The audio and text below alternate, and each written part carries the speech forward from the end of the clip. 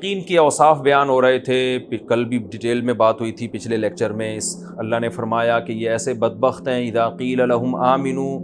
بھائی 2 نمبری ایمان چھوڑ دو. جب ان سے کہا جاتا ہے ایمان لاؤ جیسے کہ لوگ ایمان لائے، جیسے کہ یعنی لوگ سے مراد صحابہ، تو یہ کیا کہتے ہیں؟ ہم ایسے ایمان لے آئیں جیسے کہ معاذ اللہ بیوقوف لوگ. کیونکہ جو صحابہ جس طرح سے ایمان لائے ہیں وہ تو ہر جگہ اپنے آپ کو مومن کہہ رہے ہیں، تو ان کو تو نقصان زیادہ ہو رہا ہے، فائدہ کم ہو رہا ہے. ان کو تو گرم ریتوں پہ لٹایا جا رہا ہے، ان کو تو جنگ میں بعض دفعہ شکست بھی ہو رہی ہے، اور وہ تو ہر وقت ٹینشن میں ہیں. تو ایسے بیوقوفوں آپس میں کہتے تھے، یہ مسلمانوں سے نہیں کہتے تھے. تو ہم ایسے بیوقوفوں والا ایمان کیوں لائیں؟ کیونکہ ہم تو دنیا میں لائف کو انجوائے کرنے کے لیے جدھر مزہ ہوگا ادھر جائیں گے ہم. اس سے منافقین کی 2 نمبری بھی پتہ چل رہی ہے، اور صحابہ کا 1 نمبر ہونا بھی پتہ چل رہا ہے کہ اللہ تعالیٰ نے معیار جو ایمان کا قرار دیا نا، وہ کیا قرار دیا صحابہ کے ایمان کو؟ کہ جب ان سے کہا جاتا ہے ایسے ایمان لاؤ جیسے لوگ ایمان لائے ہیں، تو وہ لوگ کون تھے؟ صحابہ تھے نا. تو اس سے پتہ چلا ہے کہ صحابہ جیسا جو لوگ کہتے ہیں نا معاذ اللہ صحابہ منافق تھے اور صرف 5 تھے باقی سارے ایسے ہی ہیں معاذ اللہ نقل کفر، اس کا مطلب وہ خود غلط ہے. کیونکہ اللہ فرماتے ہیں جیسے لوگ ایمان لائے ہیں، تو لوگ صرف اہل بیت تھوڑی تھے. منافقین کے علاوہ جتنے بھی تھے وہ سارے لوگوں میں داخل ہیں یا نہیں ہیں؟ حضرت ابو بکر، حضرت عمر، حضرت عثمان، حضرت علی اور عشرہ مبشرہ اور جتنے بھی صحابہ تھے. جو منافقین چند مخصوص تھے، ان کے علاوہ جتنے بھی تھے اللہ فرماتے ہیں ایسے لاؤ جیسے باقی پبلک ایمان لائی ہے. لوگ جو ہے نا، لوگ کا اطلاق یہاں پر اکثریت پر ہو رہا ہے. تو اگر آپ صحابہ کو اس طرح سے بیان کرتے ہیں کہ چند ایک تو تھے باقی سارے منافق تھے، تو اس کا مطلب لوگ منافق تھے اور چند ایک کیا تھے؟ صحیح تھے. جبکہ قرآن کہہ رہا ہے ایسا نہیں ہے، لوگ صحیح تھے، چند ایک منافق تھے. تو یہ صحابہ کی فضیلت کی بہت بڑی دلیل ہے یہ آیت. وَإِذَا قِيلَ لَهُمْ آمِنُوا كَمَا آمَنَ النَّاسُ. جیسے سارے لوگ ایمان لائے ہیں، کیونکہ وہ صحیح ایمان ہے ان کا، وہ نفاق والا ایمان نہیں ہے. تو تم بھی ایسا ایمان لاؤ کہ دل سے بھی ایمان لاؤ. تو کہتے ہیں ایسا نہیں لائیں گے، اور یہ تو معاذ اللہ بیوقوف ہیں. تو اللہ فرماتے ہیں الا انہم هم الصفا، خبردار سنو یہی اصل میں بیوقوف ہیں، اپنی دنیا بھی برباد کر رہے ہیں اور آخرت بھی. ولکن لا يعلمون، لیکن ان کو علم نہیں ہے. وَإِذَا لَقُوا الَّذِينَ آمَنُوا قَالُوا آمَنَّا. جب ایمان والوں سے ملتے ہیں تو کیا کہتے ہیں؟ ایمان لے آئے. اور جب اپنے شتونگڑوں سے کے پاس جاتے ہیں تو وہاں جا کے کیا کہتے ہیں؟ ہم تو آپ کے ساتھ ہیں، اور ہم تو محض مسلمانوں کے ساتھ مذاق کر رہے تھے. تو اللہ نے فرمایا اللہ ان کے ساتھ مذاق کر رہا ہے. اب دیکھو یہ وہ جو اس سے پچھلے لیکچر میں نے پوری ڈیٹیل بیان کی تھی نا، کہ کیا کہتے ہیں اس کو؟ صنعت، یاد کر لو نا اس کو، صنعت مشاکلت. اللہ کبھی استہزاء نہیں کرتا، یہ چیز اللہ کے لیے عیب ہے. استہزاء دیکھو، ایک ہوتا ہے مذاق اور ایک ہوتا ہے استہزاء. تو مذاق بھی اللہ پہ سوٹ نہیں کرتا، اللہ کی شان کے خلاف ہے. اور استہزاء تو ہوتا ہے ایسا مذاق جس میں تمسخر ہو، یعنی دوسرے کی ذلت بھی ہو، یہ تو اللہ کی شان کے ویسے ہی خلاف ہے. لیکن یہاں کیونکہ یہ لوگ مذاق یہ کہتے ہیں ہم مذاق کر رہے ہیں نا، تو اللہ ان کو جو ان کے مذاق کا بدلہ دے رہا ہے خفیہ طریقے سے، اور ان کو جو اللہ نقصان پہنچا رہا ہے، اس عمل کو اللہ نے استہزاء سے تعبیر کیا ہے. کیونکہ یہ اپنے عمل کو کیا کہہ رہے ہیں؟ استہزاء. تو ان کے جواب میں یہ لفظ جب استعمال کیا جائے گا تو پھر یہ برا نہیں ہے، بلکہ یہ بلاغت کے اصولوں کے عین مطابق ہے، جس کی میں نے اس سے پہلے والی لیکچر میں بہت ڈیٹیل سے میں نے اس کو بیان کیا تھا کہ بعض کلام کسی موقع پہ اچھے ہوتے ہیں، موقع کے ہٹ کے کریں گے تو وہ صحیح کلام نہیں ہوتا. وَيَمُدُّهُمْ فِي طُغْيَانِهِمْ يَعْمَهُونَ. اب سوال پیدا ہوتا ہے اللہ ان سے انتقام کیوں نہیں لیتا، ان کو فوراً سزا کیوں نہیں دیتا؟ تو اللہ نے بتایا اللہ ان کو مہلت دے رہا ہے کہ اپنی سرکشی میں حیران گھومتے رہے. حیران کا مطلب مست ہو کے، کوئی فکر نہ ہو فیوچر کی، نہ حال کی، بس نہ جہنم کی. تو اس کو کہتے ہیں حیران ہو کے اپنے جو ہے نا سرکشی میں گھومتے رہیں. تو یہ اللہ کی طرف سے نعمت نہیں ہے، بلکہ اللہ کی طرف سے مہلت ہے، اور یہ نافرمانوں کو ملتی ہے تاکہ آخرت میں سخت عذاب دیا جائے اور اپنی نافرمانی میں وہ بڑھ جائیں. اولئک الذین اشتروا الضلالۃ بالہدی. اللہ فرماتے ہیں یہ وہ بدبخت ہیں جنہوں نے گمراہی کے بدلے میں، ہدایت کے بدلے میں گمراہی خرید لی. ان کے پاس 2 آپشن تھے. پیغمبر صلی اللہ علیہ وسلم ہدایت لے کر آئے تھے، اور ایک آپشن یہ تھا جو کفر کی گمراہی ہے. تو ایسے بدبخت ہیں کہ کتنا گھٹیا سودا کیا انہوں نے کہ ہدایت دے کے کیا لے لی؟ گمراہی لے لی. کیونکہ گویا دینا ہی ہوا نا، یہ بھائی دونوں آپشن ہے، یہ لے لو یہ لے لو. تو اللہ نے فرماتے ہیں گویا انہوں نے ہدایت کو مسترد کر دیا اور اس کے بدلے میں کیا خرید لی؟ گمراہی خرید لی. تو یہ ایسی تجارت ہے، فما ربحت تجارت، خرید و فروخت تجارت ہی کو کہتے ہیں نا. تو اللہ نے فرمایا یہ ایسی تجارت ہے جو نفع بخش نہیں ہوئی اور نہ یہ سیدھے راستے پہ چل سکے. پھر اللہ نے بڑی پیاری مثال دی ہے کہ مثلہم کمثل الذی استوقد نارا، ان کی مثال ایسی ہے منافقین کی جیسے کسی شخص نے اندھیرے میں آگ جلائی. جب اندھیرا ہو تو انسان کی سب سے بڑی چاہت مسافر کی کیا ہوتی ہے؟ کہیں سے آگ نظر آئے. اس زمانے میں روشنی کا ذریعہ آگ کے علاوہ کوئی بھی نہیں تھا. روشنی کا ذریعہ آگ کے علاوہ کوئی تھا ہی نہیں. تو اندھیروں میں کوئی شخص پڑا ہوا ہو جنگل میں جو راستہ تلاش کر رہا ہو، اور ایک بندہ رحمت بن کے آ گیا اور اس نے کیا کیا؟ ایندھن لے کے آگ جلا دی. تو کس قدر خوشی ہوگی نا، خوشی سے پاگل ہو جائے گا وہ کہ یار اس گھٹا ٹوپ اندھیرے میں ہمیں کچھ نظر نہیں آ رہا تھا اور آگ سے روشنی ہوئی، اب ہم سیدھے راستے پہ سفر کرتے ہیں. ان کو سیدھا راستہ مل گیا، کیونکہ ان کے پاس تو سیدھا راستہ ہے ہی نہیں. کافر کے پاس راستہ ہی نہیں ہے سیدھا، تو دور کی بات، کوئی راستہ ہی نہیں ہے، کوئی گائیڈنس ہی نہیں ہے نا. تبھی تو دیکھو کیسے لائف گزارتے ہیں. ان کو پتہ ہی نہیں کہ کرنا کیا ہے. ہم نے یہ بھی نہیں پتا کہ لائف کو انجوائے ہی کرنا ہے، بس ہم نے یہ بھی نہیں پتا ان کو. تبھی سر پھوڑتے رہتے ہیں. کبھی کہتے ہیں اصل مقصد ہمارا کیا، لائف کو انجوائے کرنا ہے، پھر کچھ اور سوچتے ہیں. کچھ ساری زندگی اسی تجسس میں گزر جاتی ہے.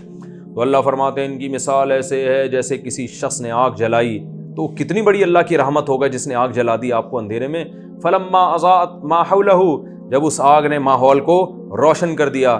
ذهب اللہ بنورہم، سب اس روشنی سے فائدہ اٹھا رہے ہیں، لیکن اللہ نے ان سے ان کی روشنی اللہ نے چھین لی. وَتَرَكَهُمْ فِي ظُلُمَاتٍ، اور ان کو دوبارہ انہی اندھیروں میں چھوڑ دیا. لَا يُبْصِرُونَ، اور اب ان کو کچھ بھی نظر نہیں آ رہا. تو رسول اللہ صلی اللہ علیہ وسلم اندھیروں میں آئے. کفر کی اندھیرے تھے، کسی کے پاس گائیڈنس نہیں تھی.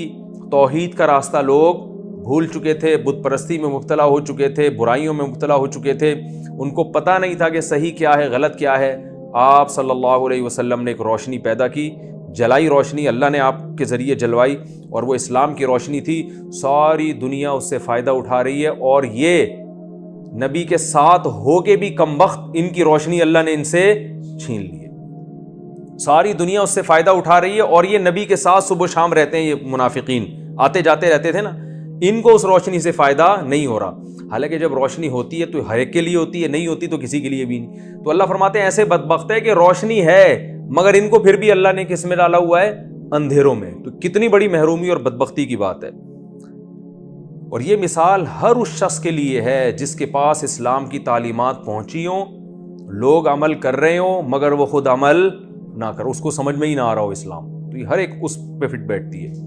فرماتے ہیں اللہ سمن، یہ بہرے ہیں، بکمن گونگے ہیں. بہرے کس سے؟ حق بات سے. یعنی ہر چیز سنائی دیتی ہے مگر حق بات سنائی نہیں دیتی. بکمن ہر چیز بول سکتے ہیں مگر حق نہیں بول سکتے. عمیون اندھے ہیں. کیا مطلب؟ سب کچھ نظر آ رہا ہے، سیدھا راستہ نظر نہیں آ رہا. تو سیدھے راستے کے معاملے میں اندھے بھی ہیں، بہرے بھی ہیں اور گونگے بھی ہیں. اب یہ واپس سیدھے راستے کی طرف لوٹ کر نہیں آتے. اگلی مثال اس سے بھی زبردست دی ہے. فرمایا او کصیب من السماء، بلکہ ان کی مثال یہ او جب قرآن میں آتا ہے نا او، تو بہت سی جگہوں پر اس کا مطلب ہوتا ہے کہ ہم آؤ تمہیں اس سے بھی اچھی مثال دیتے ہیں. یعنی اس کا مطلب ہوتا ہے بل. بل کا معنی کیا ہوتا ہے؟ بلکہ. جیسے قرآن میں آتا ہے سورہ جب صافات میں، ارسلناہ الی مئۃ الف او یزیدون، ہم نے یونس علیہ السلام کو 1,00,000 لوگوں کی طرف بھیجا یا اس سے بھی زیادہ. تو یہاں یا کا مطلب کیا ہے؟ بلکہ اس سے بھی زیادہ. اب سوال یہ پیدا ہوتا ہے کہ جب اللہ نے اگلی مثال ہی اچھی والی دینی تھی تو پرانی بیان کرنے کی ضرورت کیا تھی؟ نہیں آ رہی بات سمجھ میں. اصل میں یہ بھی ایک بلاغت ہوتی ہے کہ آپ اسٹیپ بائی اسٹیپ بتدریج اچھی سے اچھی مثال کی طرف جاتے ہیں. کہ پہلی والی مثال بھی زبردست ہے، قرآن کی تو کوئی مثال غلط نہیں ہو سکتی نا. تو اللہ فرماتے ہیں بلکہ ان کی پوری حالت اس مثال، یہی مثال کافی ہے ہدایت کے لیے. اللہ فرماتے ہیں یہ کافی نہیں ہے، آؤ ہم تمہیں اس سے بھی اچھی مثال دیں. کیونکہ اس میں جو اس مثال میں جو ہم نے ان کی قسم پرسی کو بیان کیا ہے نا، جس سے تمہیں بڑا ترس آئے گا ان کے اوپر کہ یار روشنی ہوئی اور ان کے حق میں اللہ نے نور کو چھین لیا، تو یہ تو بیچارے بڑے قسم پرسی میں. اللہ فرماتے ہیں آؤ ہم اس سے بھی اچھی مثال دیں جس سے ان کی حقیقی اندر کی حالت تمہیں پتہ چلے گی کہ اس سے بھی زیادہ یہ ٹینشن میں ہے اور اس سے بھی زیادہ قسم پرسی میں ہے. وہ کیا ہے؟ فرمایا او کصیب من السماء، ان کی مثال اس بارش کی ہے جو آسمان سے تیز بارش برس رہی ہو. اب آپ کسی صحرا میں ہوں، جنگل میں ہوں، اندھیرے میں ہوں، تیز بارش برس رہی ہو تو آپ کے پاس سیدھا راستہ حاصل کرنے کا صرف ایک راستہ ہوتا ہے. وہ کیا ہے؟ بجلی جب کڑکے گی تو آپ کو روشنی نظر آئے گی اور اس میں آپ تھوڑا سا چلو گے. لیکن جب بجلی کڑکتی ہے تو جہاں آپ کو خوشی ہوتی ہے کہ روشنی نظر آ رہی ہے، وہاں جنگل میں جب بجلیاں کڑکتی ہیں تو خوف بھی ہوتا ہے. تو جو آدمی ہدایت چاہتا ہے اسے جب روشنی نظر آتی ہے وہ تو بڑا خوش ہوتا ہے اور فوراً اس روشنی میں چلنا شروع ہو جاتا ہے. لیکن جو ہدایت چاہتا نہیں ہے نا، اسے جب پتا چلتا ہے دلائل کی دنیا میں کہ یہ سیدھا راستہ ہے اور میں غلط ٹریک پہ چل رہا ہوں، تو اسے خوشی کے بجائے کیا ہوتا ہے؟ غم. اب جن لوگوں کو اسلام سے نفرت ہے، طبعی طور پہ نفرت ہے، ان کو اگر دلائل سے آپ یہ ثابت کر دو نا کہ اسلام برحق ہے تو وہ خوش نہیں ہوتے، بلکہ ٹینشن میں چلے جاتے ہیں کہ یار یہ، کیونکہ حسد اور جیلسی اتنی زیادہ ان کو اسلام سے ہو چکی ہے کہ اب ان کو اسلام کا برحق ہونا، وہ چاہتے ہیں کہ برحق ثابت نہ ہو اسلام. تو اللہ نے منافق کی یہی کیفیت کو بیان کیا جو اسلام دشمن ہے، کہ آسمان سے تیز بارش برس رہی ہے جس میں فیہ ظلمات، بہت سارے اندھیرے ہیں اس بارش میں. کیسے؟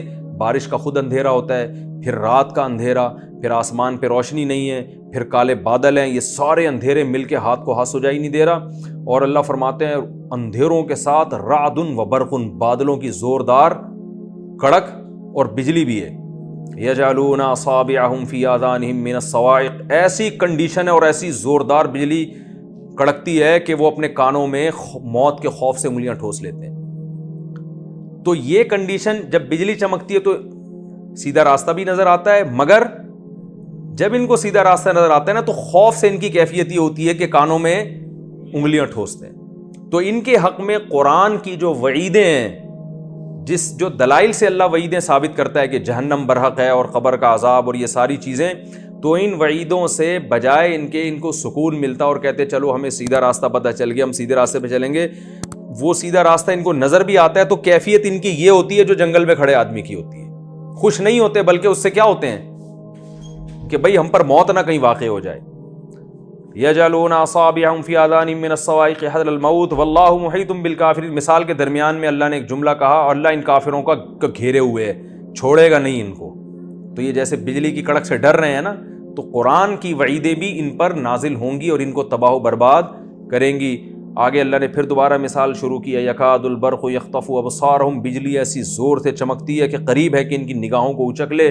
کلما اضاء لہم مشوا فیہ، جب ذرا روشنی ہوتی ہے تو یہ اس میں چلتے ہیں، اور جب دوبارہ اندھیرا ہو جاتا ہے تو پھر حیران سرگردان کھڑے رہتے ہیں. تو یہ اللہ نے مثال دی ہے کہ منافق کمبخت نہ ادھر کا نہ ادھر کا. مسلمانوں نے تو فائدہ اٹھایا اسلام کی روشنی سے اور دل و جان سے اسلام کو لگایا، اب وہ ایک راستے پہ چلتے چلے جا رہے ہیں. اس میں نہ کوئی کڑک ہے، نہ کوئی اس طرح کی جو ہے نا وعیدیں ان کے حق میں، بلکہ اللہ ان کو خوشخبریاں سناتے رہتے ہیں. اور یہ چونکہ فائدہ نہیں اٹھا رہے تو اب یا تو مکمل اندھیروں میں ہوتے، ایسا بھی نہیں ہے کیونکہ قرآن تو مستقل نازل ہو رہا ہے اور دلائل کی دنیا میں قرآن ثابت کرتا چلا جا رہا ہے کہ میں برحق ہوں، اسلام برحق ہے. اور یہ دلائل سنتے بھی ہیں تو ایک دم چونک جاتے ہیں. تو یہ جو دلائل جب سنتے ہیں نا، اس دلائل کے سننے کو اللہ نے بجلی کی چمک سے تعبیر کیا ہے. جیسے ہی اللہ کی نشانیاں، ہر کافر چاہے وہ اسلام کا کتنا ہی دشمن ہو، اللہ اس کو اسلام کے برحق ہونے کی نشانیاں دکھاتے ہیں. کہ بھئی جیسے جو اللہ کا انکار کرتے ہیں نا، بار بار موقع آتا ہے، وہ کہتے ہیں کہ یار کوئی ہے جس نے اس کائنات کو پیدا کیا. پھر وہ ڈرتے ہیں تھوڑی دیر کے لیے کہ بھئی ایسا نہ ہو کہ ہم الٹے ہوئے لٹکے ہوئے ہوں، لیکن پھر وہ دلائل ان کی نظروں سے کیا ہو جاتے ہیں؟ اوجھل، پھر دوبارہ اندھیروں میں. تو یعنی جب روشنی ہوتی ہے تو بھی خوش نہیں، اور جب اندھیروں میں ہوتے ہیں تو ویسے ہی خوش نہیں. کیسی بہترین مثال اللہ نے کافر کی اور منافق کی دی ہے کہ ان کے پاس سرے سے کوئی گائیڈنس ہے ہی نہیں، تو ان کو پتہ ہی نہیں ہے کہ قدم رکھنا کہاں ہے. اور جب گائیڈنس ملتی ہے ان کو قرآن سے یا اس کائنات میں غور و فکر کرنے سے، جب حق راستہ نظر آتا ہے تو اس سے بھی خوش نہیں ہوتے، بلکہ گھبرا جاتے ہیں کہ ہمارا بنے گا کیا، ہماری تو ایسی کی تیسی ہو جائے گی. تو نہ اس کنڈیشن میں خوش اور نہ اس کنڈیشن میں خوش. تو اللہ فرماتے ہیں وَلَوْ شَاءَ اللَّهُ لَذَهَبَ بِسَمْعِهِمْ وَأَبْصَارِهِمْ. یہ چونکہ یہ لوگ اپنی آنکھوں سے اور کانوں سے فائدہ نہیں اٹھا رہے، یعنی خود سے کائنات میں غور کر کے اور قرآن میں غور کر کے سیدھا راستہ تلاش نہیں کر رہے، تو اللہ کو اس بات پر قدرت ہے کہ اللہ ان سے ان کی حقیقی بینائی بھی چھین لے اور حقیقی سماعت بھی چھین لے. اللہ کو اس پر قدرت ہے. لیکن اللہ ایسا کرتا نہیں ہے تاکہ آزمائش ہوتی رہے اور ان پر حجت تمام ہو جائے. تو اللہ نے فرمایا ان اللہ علی کل شیء قدیر، بے شک اللہ ہر چیز پر قدرت رکھتا ہے. تو اس مثال کو میں آسان لفظوں میں دوبارہ وضاحت کر دیتا ہوں. پہلی مثال تو بہت آسان ہے. دوسری مثال کا خلاصہ کیا نکلا کہ وہ کافر اور منافق جو اسلام سے دشمنی ہے، اسلام کو چاہتے ہی نہیں ہیں، یعنی ذاتی ان کو بغض ہے، تو اللہ فرماتے ہیں ہم دلائل کے انبار لگا دیتے ہیں جس سے ان کو روشنی نظر آتی ہے اور سیدھا راستہ نظر آتا ہے. مگر یہ سیدھا راستہ نظر آ کے ان کو خوشی نہیں ہوتی، بلکہ اس سیدھے راستے کی مثال ایسے ہے جیسے جنگل میں گھٹا ٹوپ اندھیرا ہو اور سخت بجلی چمک رہی ہو، تو وہ بجلی چمک کے راحت تو ملتی ہے کہ راستہ نظر آ گیا، مگر اس راحت میں خوف بہت زیادہ ہوتا ہے. وہ خوف کیا ہے کہ بھئی یہ بجلی نہ ہم پہ گر جائے، اس کی آواز میں بڑی گرج ہوتی ہے، تو اس راستے سے خوشی نہیں ہوتی. لیکن اگر تھوڑی دیر تک وہ بجلی چمکی رہے، کنٹینیو قائم رہے، تو کم از کم ایک فائدہ تو ہوتا ہے نا کہ اس میں چلنا شروع ہو جائے. ایسا بھی نہیں ہے، وہ بجلی چند سیکنڈ کے لیے چمکتی ہے خوف کے ساتھ اور وہ بجلی بھی کیا ہو جاتی ہے، غائب، پھر اسی اندھیروں میں. تو جیسے اس جنگل میں کھڑا ہوا آدمی، اس کو نہ سیدھا راستہ ملے گا کبھی قیامت تک، اور جتنا ملے گا بھی تو وہ بھی خوف کے ساتھ ہوگا، اور وہ اور زیادہ پریشان ہی گھومتا رہے گا. بجلی کے چمکنے سے بھی کم بخت پریشان ہو رہا ہے اور اندھیرے سے بھی پریشان ہو رہا ہے. تو اللہ فرماتے ہیں یہ جو درمیان میں لٹکے ہوئے لوگ ہیں، جو نہ ادھر نہ ادھر، تو ان کی کنڈیشن بھی یہی ہوتی ہے. یا یہ لوگ جو اسلام سے ذاتی بغض رکھتے ہیں، ان کی کنڈیشن بھی یہی ہوتی ہے. تو یہ بہترین مثال دی ہے قرآن مجید نے ان لوگوں کی جو ہدایت ملنے کے بعد بھی اس پر عمل کرنا نہیں چاہتے. تو ان کے ساتھ ساری زندگی یہی. یہ جو ڈاروین تھا نا، جو کہتا تھا یہ کائنات جو ہے نا بندر سے وجود میں آئی ہے، اس کے بارے میں نے کتابوں میں پڑھا. ڈاکٹر ہارون یحییٰ ایک سائنٹسٹ گزرا، اس نے کہا کہ جب یہ مور کو دیکھتا تھا نا تو بہت پریشان ہو جاتا تھا کہ یار میرا سارا فلسفہ یہاں مور میں آ کے کیا ہو رہا ہے، فیل ہو رہا ہے. یعنی مور کے اتنے خوبصورت کلر ہوتے ہیں اور ایسے شائننگ اور ایسے جیسے پرکار رکھ کے کسی نے وہ ڈیزائن بنایا ہو. تو وہ خود سوچ میں پڑ جاتا تھا کہ یار یہ اتفاق سے کیسے خود بخود کروڑوں سال میں کیسی مخلوق بن گئی ہے. اب اس کو تو خوش ہونا چاہیے نا، لیکن خوش نہیں ہو رہا، بلکہ کیا ہو رہا ہے، پریشان اس لیے ہو رہا ہے. پہلے تو میں بتاتا ہوں خوش کیوں ہونا چاہیے تھا. خوش اس لیے ہونا چاہیے تھا کہ یار میں اس پہ ریسرچ کر رہا تھا کہ خدا ہے یا نہیں، تو مور کو دیکھ کے ثابت ہو گیا کہ خدا کیا ہے. لیکن اگر وہ یہ مان لیتا تو اس کی جو شہرت کی وجہ تھی خدا کا انکار، تو اس کو شہرت ملتی. لہذا وہ حق جب اس کو نظر آیا نا تو وہ خوش نہیں ہو رہا، بلکہ کیا ہو رہا ہے، پریشان ہو رہا ہے کہ یار یہ کیا ہو رہا ہے. جیسے آپ کسی صحابی کے منکر جو صحابہ کو نہیں مانتے، ان کے سامنے حضرت ابوبکر کے فضائل بیان کریں تو بجائے اس کے کہ وہ آپ کا شکریہ ادا کریں، یار آج تک تو میں بہت پریشان تھا، مجھے حضرت ابوبکر حضرت عمر کے بارے میں معلومات نہیں تھی ایکچولی، اب میں بہت خوش ہوا ہوں اور اب میں ان دونوں بزرگوں کا احترام کروں گا.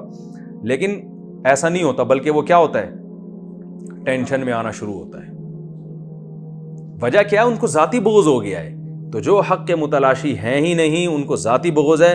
ان کے سامنے جب روشنی آتی ہے اور ہدایت آتی ہے تو وہ بڑی کڑک کے ساتھ آتی ہے. وہ روشنی ایسی کہ کانوں میں انگلیاں ٹھونسنے لگتے ہیں کہ بھائی چپ کر جاؤ، ہمارے سامنے دلائل بیان مت کرو. جیسے قرآن نے ایک اور مقام پہ بیان کیا، وَإِذَا ذُكِرَ اللَّهُ وَحْدَهُ اشْمَأَزَّتْ قُلُوبُ الَّذِينَ لَا يُؤْمِنُونَ بِالْآخِرَةِ. قرآن میں آتا ہے کہ جب ان مشرکین کے سامنے دلائل کے آپ انبار لگاتے ہیں اور ثابت کرتے ہیں خدا ہے، تو بجائے دلائل سے خوش ہونے کے یہ کیا ہوتے ہیں، ان کے دل تنگ ہونا شروع ہو جاتے ہیں کہ ہمارے معبودوں کا انکار ہو رہا ہے، ہمارے پتھروں کے بنے ہوئے بتوں کا کیا ہو رہا ہے، انکار. اور جب ان بتوں کا بھی ذکر کیا جاتا ہے تو خوش ہو جاتے ہیں. تو یہ ذاتی مسئلہ ہے ان لوگوں کے ساتھ. تو یہی اللہ نے بیان کیا کہ یہ حیران سرگردان گھوم، اور ان کی کنڈیشن ایسی خوف اور بھٹکنے کی وہی کنڈیشن ہوتی ہے جو جنگل میں بارش برس رہی ہو اور اندھیرے ہوں اور روشنی چمکتی ہو اور اس میں کڑک بھی ہو، بجلی بھی ہو. یہ کڑک کیا ہے، یہ اصل میں قرآن کی جو وعیدیں ہیں نا، جس میں قرآن نے کہا کہ تمہارا انجام اچھا نہیں ہے، جہنم کی آگ ہے. ان وعیدوں کو اللہ نے بجلی کی کڑک سے تعبیر کیا ہے. اور بجلی سے مراد قرآن کی وہ دلائل ہیں، جو ان میں قرآن کی آیتیں بھی داخل ہیں، اور جو آفاق عالم میں اللہ نے دلائل بکھیر دی اپنے وجود کے، اپنی توحید کے، وہ سارے دلائل وہ بجلی سے تعبیر ہے. اور ان کے اندر جو وعیدیں چھپی ہوئی ہیں، جس میں یہ ہے کہ یہ صحیح راستہ اختیار نہیں کیا تو انجام کیا ہوگا، برا. یہ وعیدوں کو اللہ نے کس سے تعبیر کیا ہے، بجلی کی کڑک سے.